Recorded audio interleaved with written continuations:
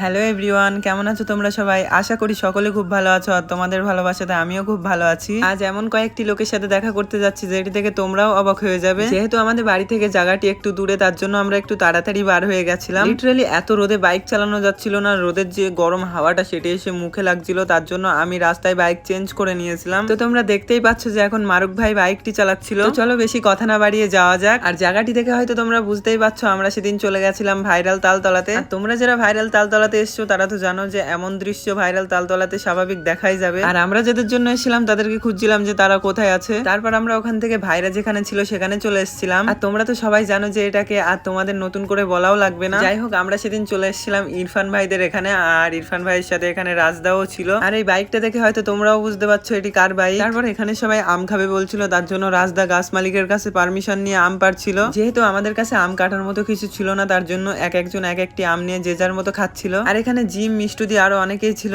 আর আমরা একসাথেই আম খাচ্ছিলাম। আমাদের আম খাওয়া হয়ে গেলে তারপর আমি আর ভাই চলে আসি অন্যদিকে ভাইয়ের চ্যানেলে শুট নেওয়ার জন্য। আর তোমরা কে কে হাতের উপরে ভর দিয়ে এমন ভাবে চলতে পারো কমেন্ট করে নিশ্চয়ই জানিয়ে যেও। ভাইয়ের চ্যানেলে শুট নেওয়া হয়ে গেলে এদিকে এসে দেখি এখানে জিম আর ইরফান ভাই ভিডিও করছিল। ইরফান ভাইদের ভিডিও করা হয়ে গেলে আমি ইরফান ভাইয়ের এখানে চলে আসি, আর বাইকের চাবি নিয়েছি, মানে বুঝতেই পারছো যে কি করব এখন। তো চলো এবার আমি চালাবো ইরফান ভাইয়ের বাইক। আর কেটিএম আরসিতে বসে আমাকে কেমন লাগছে তোমরা সবাই কমেন্ট করে নিশ্চয়ই জানিয়ে যেও। আর মেনলি আমি বাইকটা নিয়েছিলাম কিছু ফটোশুট করার জন্য। তারপর আমি এখান থেকে বাইকটা নিয়ে ছোট্ট একটি রাউন্ড মেরে আসি। আর তোমরা যারা ফেয়ার্ড বাইক চালাও তারা তো জানো ফেয়ার্ড বাইক চালানোর মজাটাই আলাদা। এমন ধরনের ফেয়ার্ড বাইকগুলি অধিকাংশ আমাদের এজের ছেলেপিলেগুলি প্রেফার করে। তারপর ফটোশুট করার জন্য বাইকটিকে একটি ভালো পজিশন দেখে রাখি। আর আমাদের ফটোশুট কমপ্লিট হয়ে গেলে বাইকটি যেখানে ছিল আমি সেখানে রেখে আসি। আর দেখতেই পাচ্ছ পিছনে এরা ভিডিও বানাচ্ছিল, আর ইরফান ভাই এখানে বসেছিল। আর ইরফান ভাইয়ের কাছে আমি ইরফান ভাইয়ের বাইকের চাবিটি দিয়ে দিয়েছিলাম। আর মারুক ভাইয়ের চ্যানেলের ভিডিও শুট হচ্ছিল বলে আমি এদের ক্যামেরা ধরে দিচ্ছিলাম এখানে। তারপর ভালোই খানিকক্ষণ আমরা ওখানে ইয়ার্কি আড্ডা মারছিলাম। চলো ভিডিওটি আর বেশি বড় করবো না। আর তোমরা যারা ভিডিওটি এতক্ষণ দেখেছো তারা কমেন্ট করে নিশ্চয়ই জানিয়ে যেও। তো দেখা হচ্ছে পরের ভিডিওতে, ততক্ষণের জন্য টাটা।